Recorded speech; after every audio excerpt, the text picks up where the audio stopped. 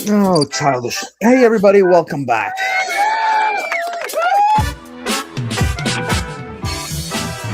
Yeah, hump day, ladies and gentlemen. And as we approach the year end, Stuart and I will be recording our year end in the review very soon.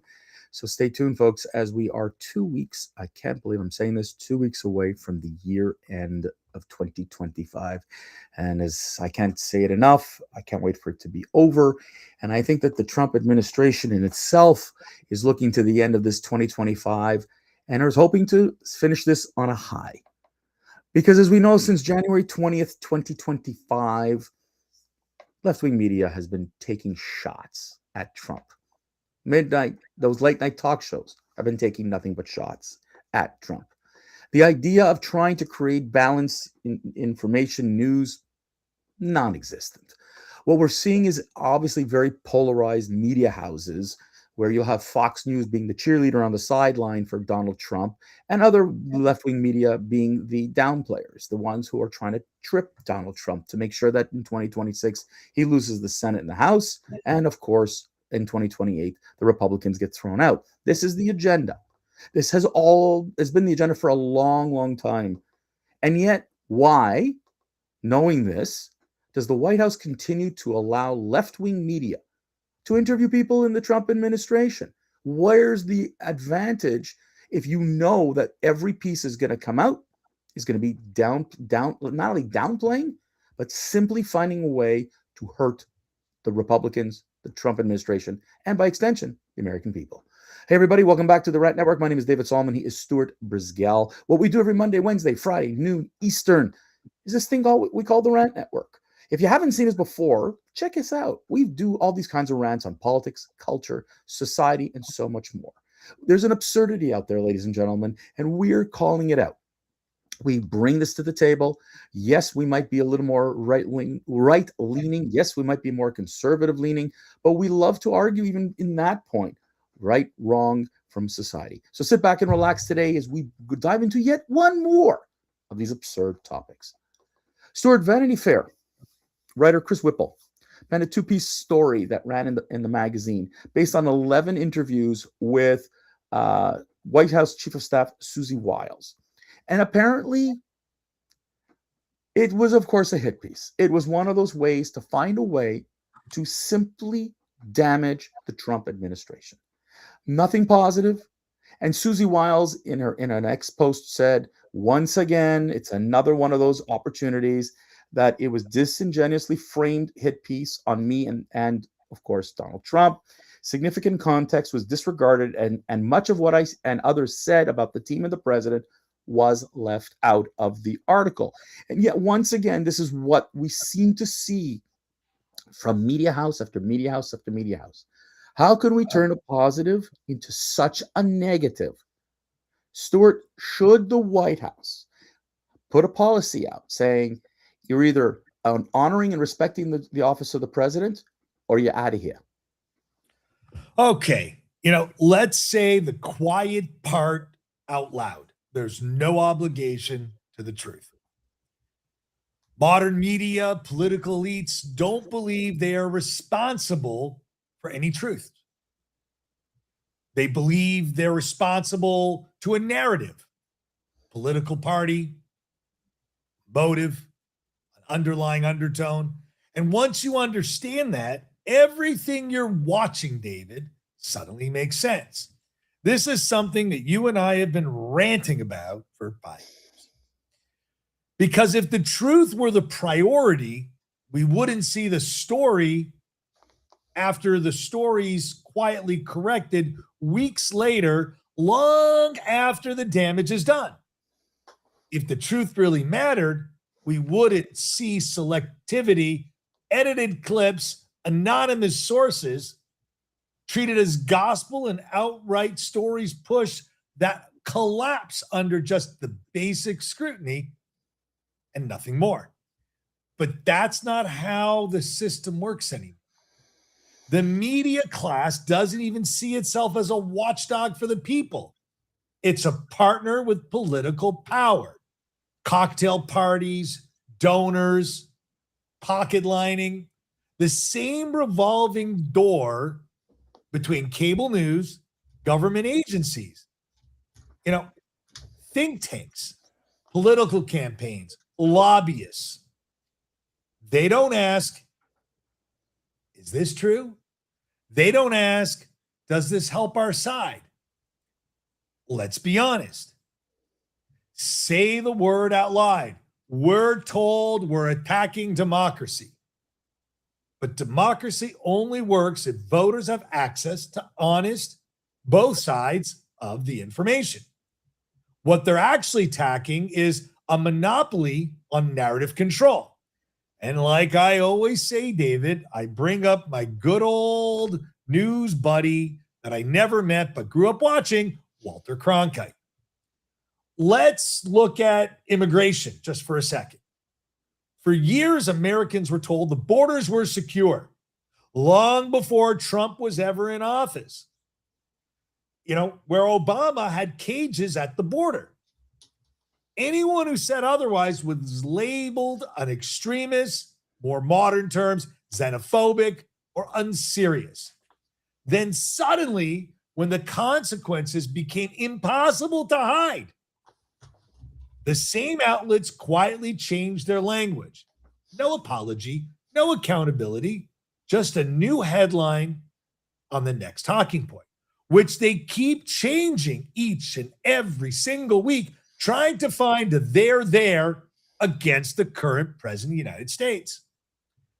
Another note, David, let's look at inflation. While the Biden administration was in power, people used to call it transitory. Then it was Putin, the price hike.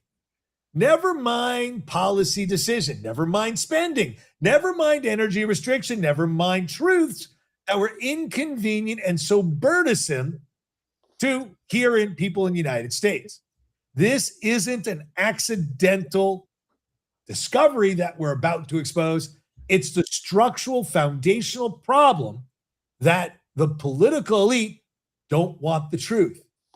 They want compliance. Truth invites debate. Truth empowers voters.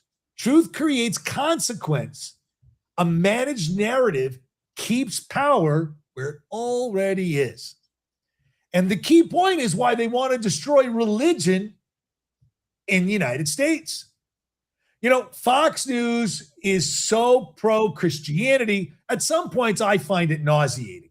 However, conversely, MSNBC, lack of any religious moral values, has gone off the deep end. There is a key point. I don't think they owe you honesty. And that's why they are no longer news networks. They are editorial trash TV. They think you owe them trust. Trust their experts. Trust the institutions they rely on. Trust on their fact checkers. Trust their process. Don't ask any questions or you will be, what? Tossed into the curb. They attack your character. First thing they do. You are Islamophobic. You're xenophobic. You're everything. They label you. They dismiss you because they can't handle you questioning their authority. It's an illusion. Like the Crazy Squad or the Cracker Barrel Texas Monster Potty Mouth. This is why voters are skeptical. Not because we reject facts, but because we've been watching facts being weaponized, withheld, distorted for political gain.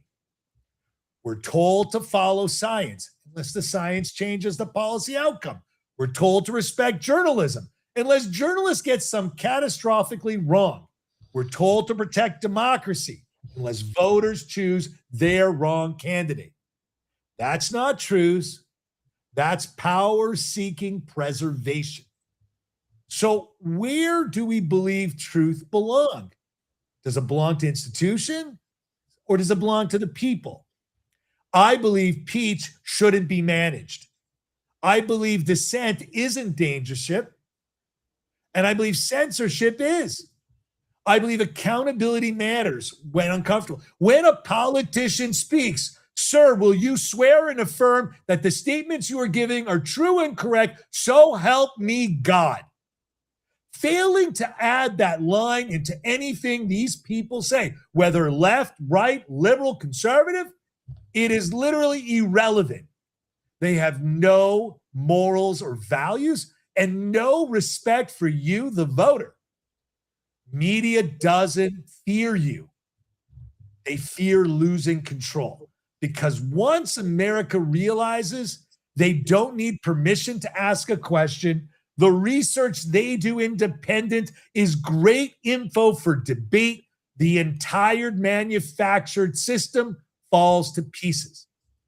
And that's why, David, I've been doing this with you for the last 5, going on nearly 6 years, because the truth is independent.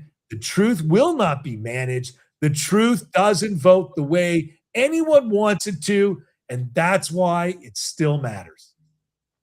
Well, Stuart, great rant. Love it. Oh, the question that I'm asking is, based on what you just said, should the White House grant interviews to media that you know are going to lie, distort, trash? Should we let them in? And I'll tell you the truth is, there's Clay Travis, who's very interesting. He made a comment. He says, you know what? Yeah, except it must be live, because then they don't have a chance to edit it, which means bye-bye magazines, bye-bye newspapers, because you can't trust them. It has to be a live interview. And I'll tell you something. Even when it's live, or live to tape, as they like to call it, you could see they're trying to catch Trump even in a half a sentence. Look, I'm going to say this very, very bluntly. I'm not a big fan of the president. There are things he's done that I'm really against, and there are things he's done that, sure, has really been good. Take it the spectrum. But you can't. This is the office of the president of the United States, and you can't play both sides. You can't decide that when the Biden administration, you lied. You lied when the Biden administration, you claimed Biden was fully healthy. You lied. You claimed there was no auto pen. You lied. You claimed there was no laptop. You lied. You've been caught in a lie after lie after lie after lie. And even your own journalists admit that they're lying, because they need to control the people. So if that's the case, if you're going to give an article to Vanity Fair, okay. Stuart, it's interesting because the First Lady has almost always been on the cover of a variety of different magazines, except Melania.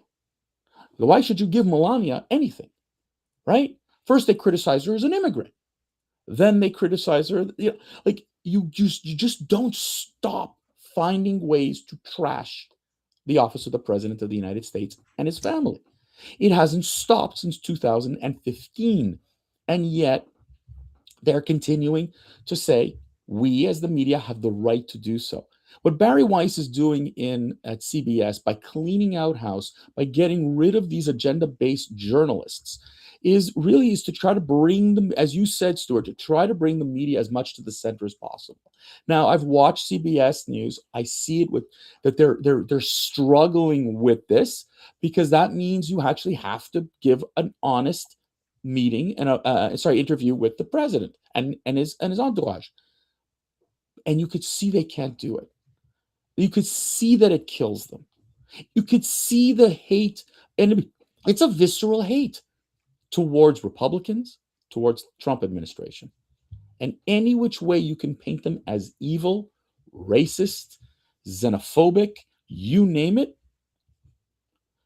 Now, I understand that woke has invaded media. I completely understand, based on what you see in universities. You could see how these journalists believe that they hold the higher ground, that they believe in their minds they're morally superior to you and me, and we need to be educated by the media. That's nonsensical. Because let me put it this way. You could hate Donald Trump. You could hate Joe Biden. But you can find good in any one of those people, with all due respect. Okay, I'm not a Democrat. I won't be a Democrat, but I can find 2-3 things that I could say, yeah, Biden was good here and here and here. But if you're deranged and you believe that Trump can do no wrong, and the moment he opens his eyes, he's done wrong, then you should not be granted access to the president or his administration for any such thing. And you're going to write those bad articles anyway, Stuart. You're going to quote anonymous sources. You're going to create a narrative so that your media publication could still be relevant. Because apparently, trashing the president drives ad revenue. Trashing the president brings in eyes to your website. It is amazing to see what they believe works. Yeah, in a vacuum, to the deranged folks who hate Trump, perfect. But to regular Americans, middle Americans, registered independents, as you like to say, they don't want to listen to you anymore. They don't want to hear it anymore. Right behind you, there's a Bloomberg TV. It's showing statistics. It's showing stock. That's a fact. That's real. But when you bring in, and you could see a commentator right there, right now, talking about anything, that's an opinion. That's their opinion. Will the stock market go up? Will the stock market go down? Are tariffs good? Are tariffs bad? That's their opinion. It might be based on fact, and it may be, but it's their opinion. And when media finally admits that that's what they're really driving, I think people would feel a lot better deciding and choosing which channel or publication they want to watch. And I'll wrap it up with this story because I know I'm seeing you ready to jump on this. So here's the thing. I don't think Vanity Fair should be allowed into the White House anymore. They're done. Okay. They have lost to me. Hold on. They've lost for me their credibility. And now you have to make it up to the White House, not on a puff piece. But if you want to be true to the American people, give a true picture. But if all you are looking to do is to trash the Trump administration and the rest of the Trump family and whatever, I say no. All right. Short answer, David, just to quickly get down this. The media, the White House should not ban media for their viewpoints, but it should stop pretending that all outlets deserve equal access regardless of conduct. Here's a distinction in this matter, right?